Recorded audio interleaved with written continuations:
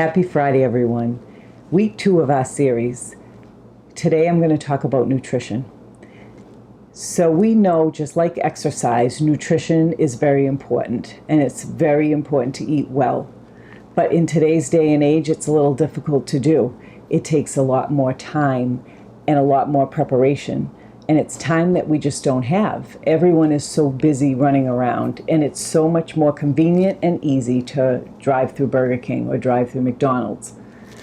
So what I'm going to share with you today are my opinions about nutrition. And what I would like to do is challenge your thinking about the food that you eat and challenge you to consider if making a few changes might benefit your health.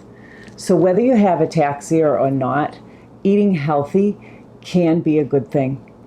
So the first thing I'd like to talk to you about is I consider my body a machine, and I like to give it good fuel. That way it runs optimal for me. I don't want to gunk it up with a lot of junk. So I tend to stay away from things that have artificial sweeteners in them because I consider that to be junk, and it's going to gunk up my body. So let me tell you general rules that I like to follow. So I like to follow an 80-20 rule. 80% of the time, I'm going to follow a plan and stick to that plan. And 20% of the time, I'm going to veer off of it. I tend to limit packaged foods because sometimes packaged foods have been through a lot of processing and they're not really that great for you. But not all packaged food is bad. So let me give you an example. This, for instance, these crackers. If you look at the ingredient list on these crackers, it's only like 6 ingredients. And every ingredient I recognize, I can pronounce every ingredient. So this is something that would be a good choice. Another good choice that's in a package are these nuts. Basically, it's almonds, oil, and salt. Another really good choice. Something that might be a little deceiving are these peaches. They look like a good choice. It looks like a fruit choice. However, when you look at this ingredient list, and I know you guys can't see it, it's kind of small, but there's a ton of ingredients. And let me just put my glasses on a second because some of the stuff that's in here, ascorbic acid and also citric acid, I don't really know what that's going to do to my body, but I can't imagine it's going to be very healthy for me. So I probably wouldn't consider that a first choice. Another thing is in this package, these are taco shells, and it has an ingredient TBHQ, and that's a preservative, but I really don't know what that is either. So this might not be my first choice either. You know, the packaged foods I try to limit, but if they don't have many ingredients and I can pronounce all of the ingredients, then I think it's okay, and I would go for that. I also try to feed my family whole foods. So let me define for you what I mean by whole food. Whole food is a food that is as close to its natural state as possible, so it has minimal processing. This pear is a whole food. This sweet potato is a whole food. These tomatoes are whole food because they basically are grown and picked and sent to the store. There's no processing that happens.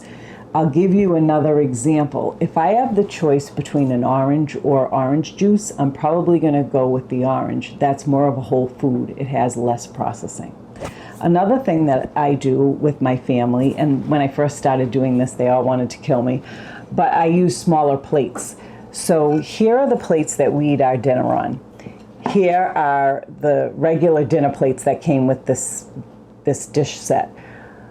If I fill this with food, it's a lot more quantity than if I fill this with food. And so if I want to control portions and I want to eat smaller portions, I use this smaller plate. And when it's filled, I'm still getting less food, but visually it looks like my plate is full. Another thing that I want to talk about is buying fresh foods. So I tend to buy fresh most often. If I can't get something fresh, I'll buy it frozen, and if I can't get it frozen, then I'll go for the canned stuff. I just want to show you this can of carrots. So you'd think, oh, carrots, they cut them up, put them in a can. Yeah, well, these carrots have calcium chloride in them, so they're not my best choice. And what I will do is I'll go through all the different canned goods and looking at all the different ingredients. And there are canned goods out there that just have carrots, water, and salt. Those are the ones that are the better choice that I would opt for. So hopefully I've given you some things to consider. Maybe you will be just more aware of the food that you're putting into your body. Maybe you're doing a great job right now and maybe you're making great choices. But if not, consider it, because it will make you feel better if you're making better food choices. Now, don't forget to like our page, but also I want to remind you about the Facebook Live chat that's coming up. So that's coming up on September 28th. And I want to remind you that you should be thinking about, what are you doing? What are you going to share with me that you've done that raises ataxia awareness? I'm dying to hear from you guys. I can't wait to have the chat. So be thinking, be writing down what you're doing, and get ready for our chat. So have a good rest of the day. Have a great weekend, and I'll see you guys on Monday.